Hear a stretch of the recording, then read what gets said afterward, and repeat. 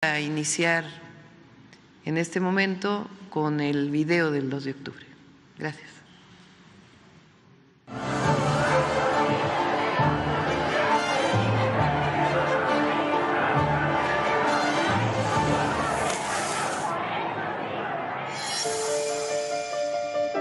En 1968 se desarrolló un movimiento estudiantil que dejó una huella indeleble en la historia del país.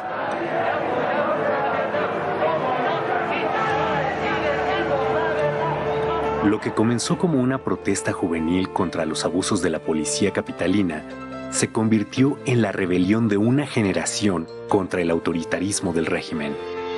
Decenas de miles de jóvenes estudiantes se manifestaron pacíficamente en defensa de las libertades civiles y la democracia. Al justo reclamo se sumaron maestros y sectores populares. El gobierno de Gustavo Díaz Ordaz vio en el desafío estudiantil una conjura comunista y ordenó la represión que culminó con la matanza del 2 de octubre de 1968 en Tlatelolco.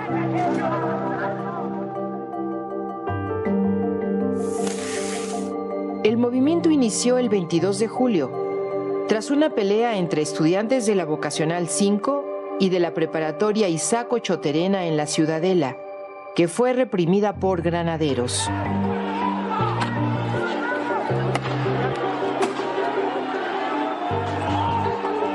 El 26 de julio, dos manifestaciones en el centro de la Ciudad de México, una de protesta contra la represión y otra conmemorando la Revolución Cubana, también fueron reprimidas por la policía. Ante la respuesta autoritaria, la protesta estudiantil se extendió. Escuelas de la UNAM y del Politécnico se declararon en paro. Después lo harían escuelas privadas y universidades de varios estados.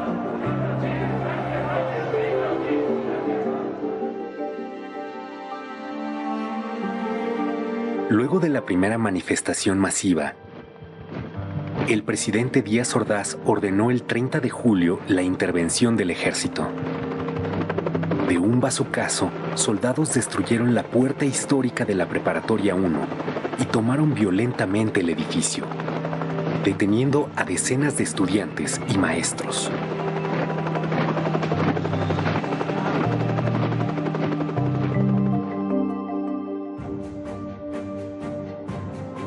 El rector de la UNAM, Javier Barros Sierra, asumió una actitud ejemplar. Defendió la autonomía universitaria, condenó la represión y promovió una solución dialogada al conflicto. El 1 de agosto encabezó una manifestación de duelo por los estudiantes caídos y contra la violación a la autonomía.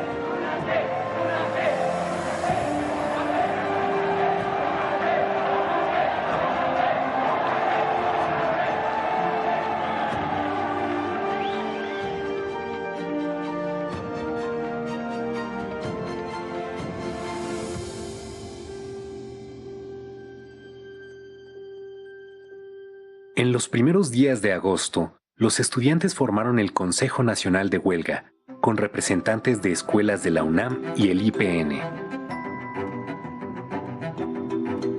El CNH dio a conocer el pliego petitorio del movimiento. Libertad a los presos políticos. Derogación del delito de disolución social del Código Penal. Indemnización para los familiares de muertos y heridos. Desaparición del cuerpo de granaderos y destitución del jefe de la policía. Los estudiantes demostraron una enorme creatividad. Las brigadas se multiplicaron por calles, mercados, jardines, plazas públicas y generaron una enorme simpatía entre la población. Fue el primer movimiento social en el que participaron miles de mujeres que rompieron los estereotipos de la sociedad tradicional y fueron protagonistas de una lucha por un país más libre.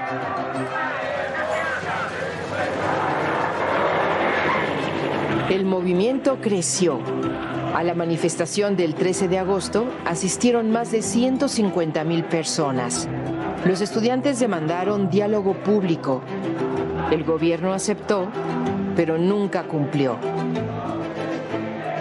El movimiento estaba ganando la batalla de la opinión pública, a pesar de la campaña en contra, por parte de la prensa, radio, televisión y de todo el aparato de Estado. El 27 de agosto, más de 500,000 personas marcharon al Zócalo.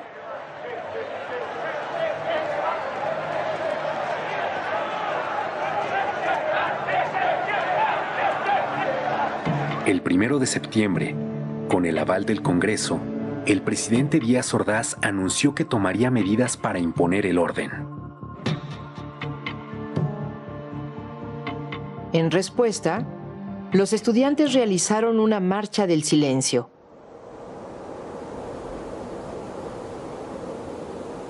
El 13 de septiembre, más de 250,000 personas marcharon bajo un silencio imponente.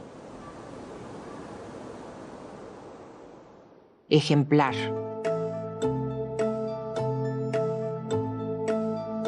El gobierno canceló toda negociación y decidió optar por la fuerza para acabar con el conflicto.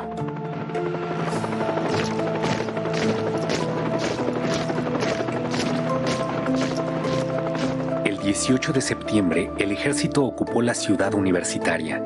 500 estudiantes fueron detenidos.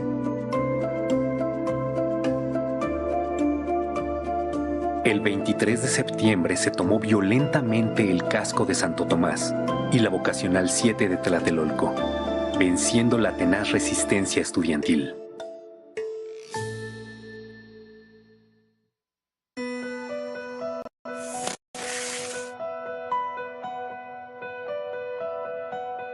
A 10 días de la inauguración de las Olimpiadas en México, el 2 de octubre, miles de personas asistieron a un mitin pacífico en la Plaza de las Tres Culturas en Tlatelolco. Por la mañana, representantes estudiantiles se reunieron con una comisión del gobierno. Se esperaba el inicio de una solución negociada.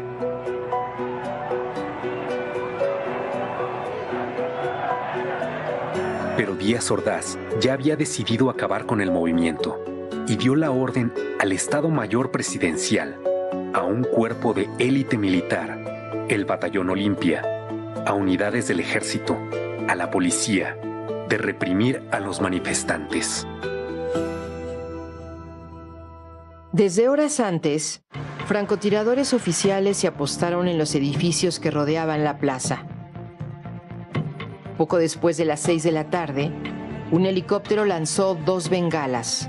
Fue la señal para que las tropas avanzaran sobre la plaza a bayoneta calada. Los miembros del Batallón Olimpia aparecieron en el edificio Chihuahua, donde estaba la tribuna y se encontraban los dirigentes del movimiento. El objetivo declarado era detenerlos.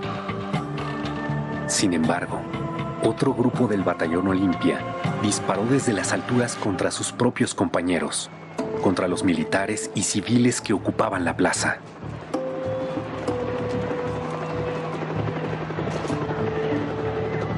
En el fuego cruzado, comenzaron a caer los manifestantes muertos o heridos, y la multitud corrió para escapar de la trampa.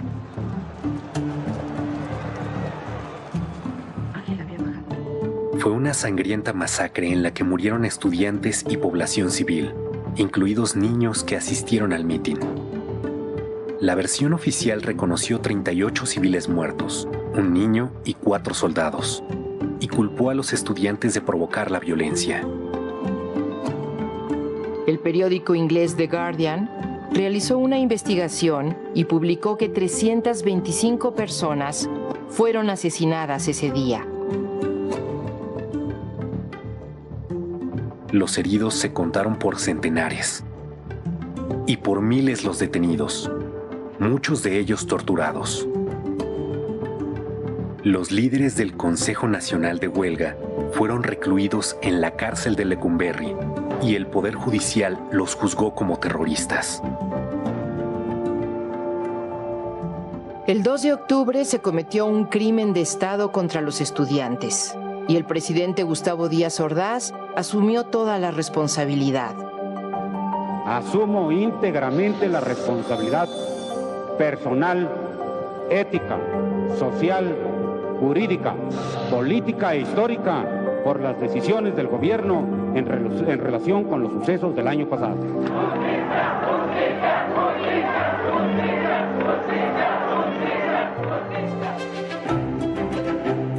1968 fue un parteaguas en la historia de México y punto de partida de nuevos movimientos sindicales, magisteriales, campesinos, urbanos, por los derechos humanos y la democracia.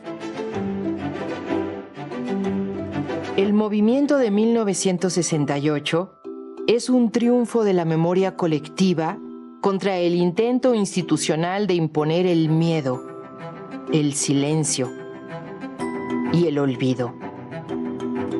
Venció la esperanza, el ideal de un futuro democrático, de libertad.